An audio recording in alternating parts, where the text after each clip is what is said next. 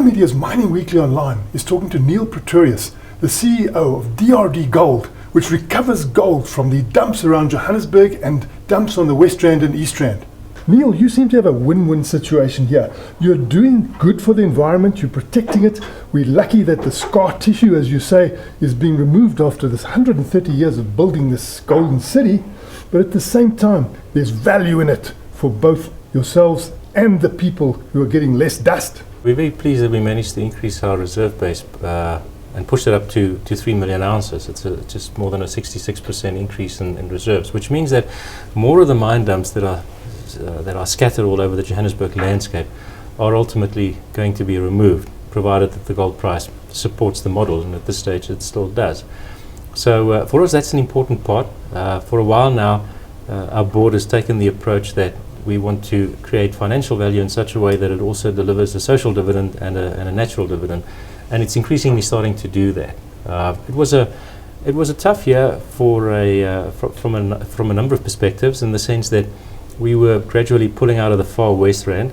So it's basically your last opportunity to make sure that whatever loose ends there might be on the sites, both historic and current, that you tie those up and that you can leave it behind in a decent state.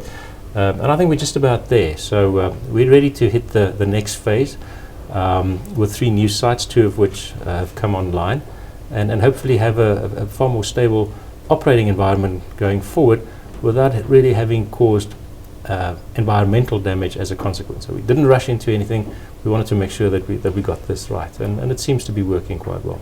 And with the new areas coming up, what sort of efficiencies and cost drops do you expect?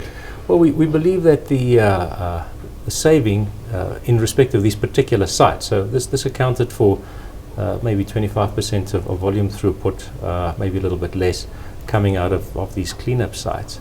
There, the cost per ton were almost double than what the cost per ton are going to be in the newer sites. So we do foresee a reduction in total overhead without a sacrifice in gold production. We'll see the numbers when we see them, but we certainly know that there is going to be at least that saving per unit of material reclaimed and processed. And we can never predict the gold price, but one looks at what you're doing now. You're preparing the way, and you're at the ready for anything that happens in gold. Absolutely. Our model has always been that we don't hedge. Well, not always. It's the last 10 years the model has been that we don't hedge. We want to take full exposure to the gold price. And the gold price is a cyclical thing. It's an indication, I believe, of just how much fear there's out there, investor fear, because it's a safe haven, and it's also a good way to protect purchase parity. So at the moment, the gold price might seem to have sort of not stalled, but it's certainly not going anywhere fast. And as a consequence, we want to make sure that we contain our costs, that we stay nimble, that we have the infrastructure development necessary to continue to produce gold, so that when it takes off, as it did last year, this time, you'll recall last year this time, the gold price was north of 650,000 Rand a kilo. It's now back to 500,000 Rand a kilo. That we're in a position to take full advantage. And you can work that out. We produce just more than a ton of gold every 3 months, 2 tons every 6 months. Gold price goes up by 100,000 Rand a kilo. It means that there's 100 million Rand in additional revenue that we can take advantage of. So what is the state of physical gold at the moment? What is the supply position with physical gold? Look, I have my concerns, and I believe that there's so many gold derivatives out there, gold that's been loaned out and that needs to be delivered back, and then loaned out again and again, that once those inventories that are still being carried on balance sheets, once those inventories need to be replenished, and once those positions have to be filled, that there could potentially be a shortfall in physical gold supply. And we haven't seen much of an increase in physical gold supply in the last few years. So there might be a bit of a squeeze when it comes to supply, and that can only be good for gold. And you're you become a factory really in the way you produce gold.